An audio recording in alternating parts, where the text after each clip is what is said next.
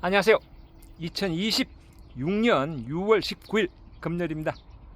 오늘 참깨 이야기 해보도록 하겠습니다. 참깨가 이제 파종하고 직파하고 대략 한 50일 전후가 되었습니다. 제가 4월 30일에 파종했으니까요. 대략 한 49일, 한 50일쯤 됐습니다. 예, 이때가 되면 어떤 현상이 일어나는가 하면요. 꽃이 핍니다. 참깨꽃은 무한화수라고 하죠. 계속 놔두면 피고 올라갑니다. 그래서 어느 시점 가서는 순지력이 끝꽃도 막아줘야 되는데요. 오늘 참깨 이야기, 이렇게 꽃이 피기 시작하는 파종 후 50일 전후에 해야 될 것은 무엇인가, 이런 이야기 해보도록 하겠습니다. 처음 보신 분들을 위해서 다시 한번 말씀드립니다. 저는 자가소병이고요. 요거 대략 여기 그 두주 심겠습니다. 두둑의 폭은 한 70cm였고요. 75cm 정도. 그리고 길이는요. 두둑 길이는 요게 24m입니다. 9m짜리 두 골, 그리고 6m짜리 한 골에서 합이 24m. 그래서 이렇게 흙골이라든지 이렇게 좌우에 이렇게 울타리망, 혜태망까지 다 계산하면요. 대략 9평 가까이 됩니다. 그리고 정확한 품종은 모르는데요. 자라는 특성 봐서는 가지깨고 이게 안산깨가 아닌가 싶습니다. 안산깨가 이게 가지가 분지되는 다분지깨거든요. 예, 그렇게 우선 제가 추정만 해보고요. 정확한 품종은 저도 모릅니다. 지금 대략 자람새는요 한 50cm 이상 자랐습니다. 큰 거는 한 55cm, 60cm 정도 자랐습니다.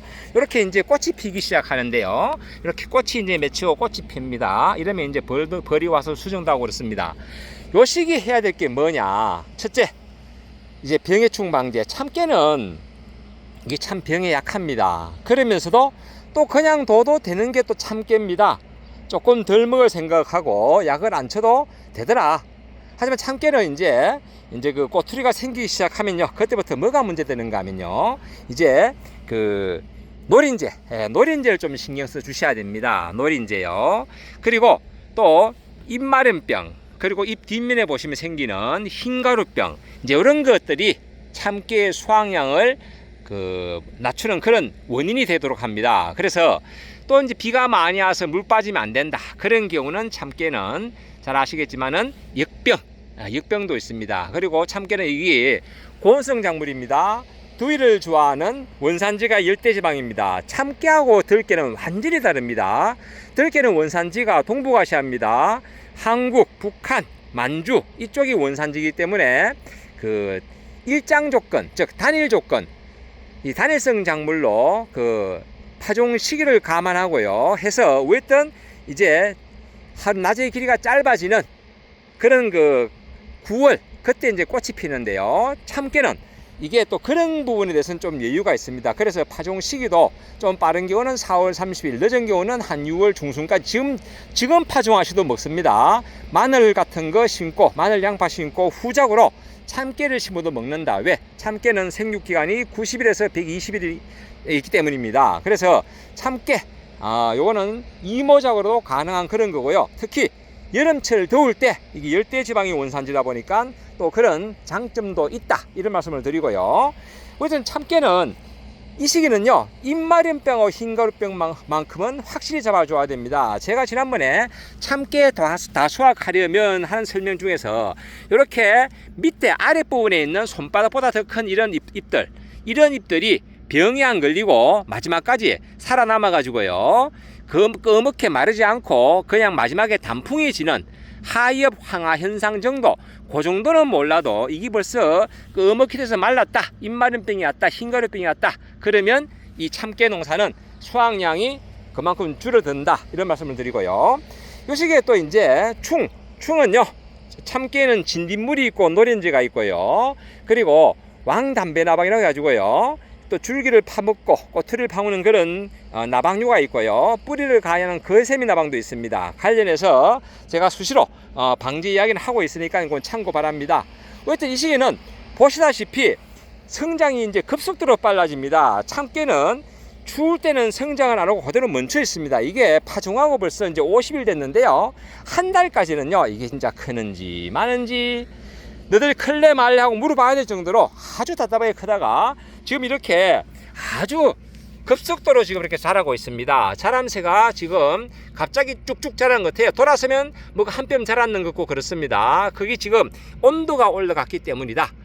참깨는 그 일장보다는 온도가 중요하다. 이런 말씀을 드리고요. 그렇기 때문에 참깨 농사할 때는 이제 요 시기가 한참 비대할 시기입니다. 그때 이제 우리는 그 부족한 성분들, 이렇게 급속도로 자랄 때 부족한 성분들이 뭘까 한번 고민을 해봐야 됩니다. 이게 보시면요, 이 부분은요, 노래짱짱한 같은 게 뭔가 질소질도 모자란 거 그래요. 그러다가 점점 자라면 이게 이제 광합성을 해가지고 금방 이게 푸르게 됩니다. 처음에는 이게 좀 노란빛이 비치가 이거 병 걸린 거 아닌가 싶은데 이게 자람새가 빠르다 보니까 이런 겁니다. 고추도 보면요, 대가종일수록 고추 꼭지 주변이 약간 흰색을 띠잖아요. 그리고 며칠 지나면 다시 파랗게 되듯이 이것도 자라면서 금방 밑에처럼 파랗게 되는데, 이럴 때 이렇게 자람새가 빠를 때 필요한 게 뭐냐, 바로 마그네슘 그리고 질소도 좀 있어야 됩니다. 그래서 광합성의 구성 원소가 마그네슘하고 질소잖아요. 그래서 4종복비 연면심이라는 것도 권하고요.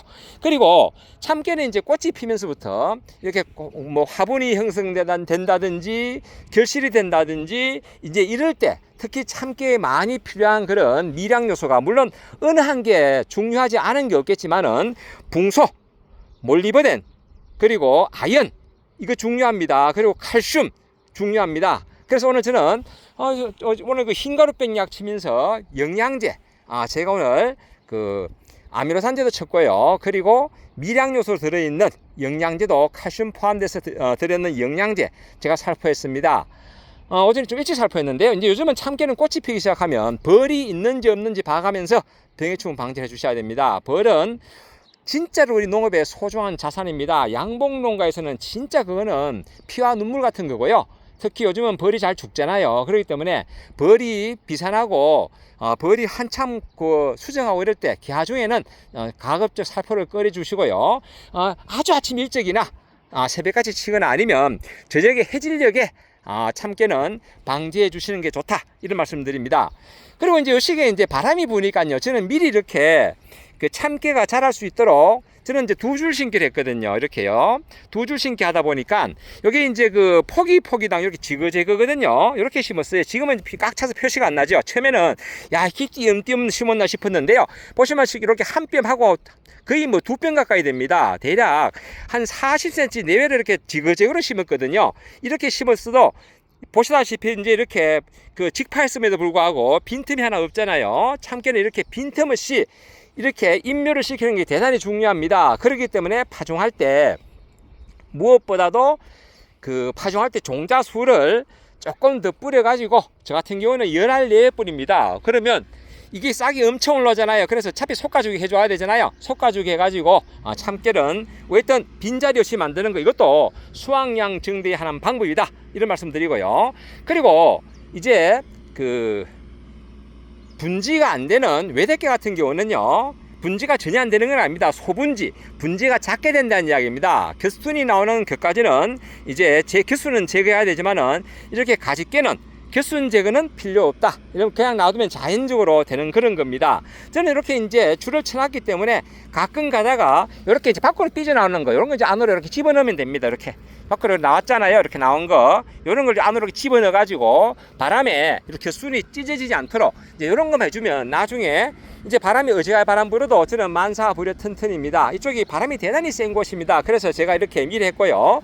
그리고 좀 자세히 보시면 저는 이 울타리 주변에 크레솔 비누액을 많이 설치해 놨습니다. 참깨에는 이게 노렌즈가 또 친히 또 방문을 합니다. 그래서 노렌즈 끄리하기 위해서 제가 이렇게 울타리에 이렇게 크레솔 비누액 설치했고요. 여기에 고추대 지주에도 제가 크레솔 비누액을 원액을 소분 작업해서 제가 넣어놨습니다. 그리고 뚜껑은요, 이렇게 까딱까딱할 정도로 이렇게 바람에 뚜껑이 안 날아갈 정도로 이렇게 해도 이게 바람이 여기 흔들리잖아요. 그럼 여기서 크레솔 비누 냄새가 납니다. 이렇게 겨울에 안 쓸 때는 요거 뚜껑을 꼭 닫아 놓습니다. 그러면 이게 사용을 되게 오래 할 수 있어요. 이렇게 해놓으면 요 정도 담아놓으면 한 2년간 사용합니다. 이렇게 해서 저는 노렌지 방제를 하고 있다, 이런 말씀도 곁들여 봅니다.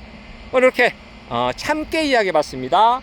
이제 직파하고 50일 전후 되면 이렇게 꽃이 핀다. 꽃이 피면서 참깨는 이제 수정이 이루어지는데요. 이럴 때 필요한 게 특히 미량 요소, 붕소, 몰리브덴, 아연 이런 게 필요하고요. 그리고 이제 그 참깨에는 칼슘 대단히 중요합니다. 칼슘이 부족하면 근물중도 떨어지고 나중에 참기름도 적게 나옵니다. 고소한 참깨 만들려면 칼슘 중요하고요.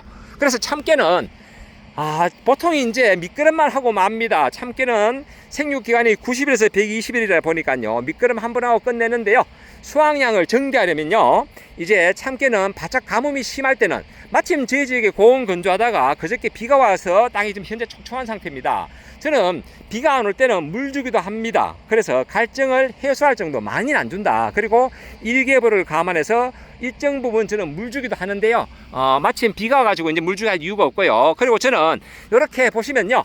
포기 사이에 제가 이 구멍을 뚫어 놓은 게 있습니다. 이렇게 보시면 이 구멍 보이죠? 이런 구멍을 통해서 제가 물 주기도 하면서 가끔 가다가 영양분 감안해서 이제 어떤 걸 줄 것인지 판단해야 되겠죠. 수용성 비료, NK라든지 그러니까 그 캠플러스 같은 경우는 질소, 칼슘, 그리고 칼륨, 마그네슘 이런 게 들었거든요. 그런 거를 제가 물주기를 통해서 관주를 한다든지 뭐 그런 것도 하고 있습니다. 그래서 이 생육을 나름대로 조정을 해줘가지고 이렇게 건강하게 참깨가 자라도록 해주고 있습니다. 그래서 수확량을 이왕이면 다홍치마라고 좀 많이 거둘 수 있도록 노력을 한다 이런 말씀드립니다. 오늘 이렇게 참깨 이야기 해봤습니다. 아이고 또 영상이 길어졌네요. 꽃 필 때 관리 잘 하시기 바랍니다. 참 제가 오늘 그 살포했는 영양제만 보여드릴게요. 제가 오늘 살포했는데요. 진드물약 들어갔을 거예요. 요거 데유비타겔이라고 여기 질소하고 칼륨 그리고 칼슘이 22% 들었고요. 마그네슘 들었고 그리고 기타 이렇게 붕소, 구리, 철, 망간, 몰리브덴, 아연 그리고 비타민이 들었습니다. 그래서 양분 결핍 없이 생리장애 경감 이런 데 있는 요거 데유비타겔 그리고 그 역시나 이렇게 트리거 B 여기 이제 각종 그런 생리적인 장애 이런 걸 해소하잖아요. 들어갔습니다. 제가 오늘 살포했는 거 보여드리는 김에 다 보여드릴게요. 이렇게 스트레이트 진드물약 들어갔고요. 그리고 또 들어갔는 게 나방약이 많이 들어갔는데 요건 모스킬 들어갔고요. 그리고 살균제가 흰가루병 때문에 카디스 들어갔습니다. 이렇게 해서 오늘 방제를 했다. 이런 말씀까지 드립니다.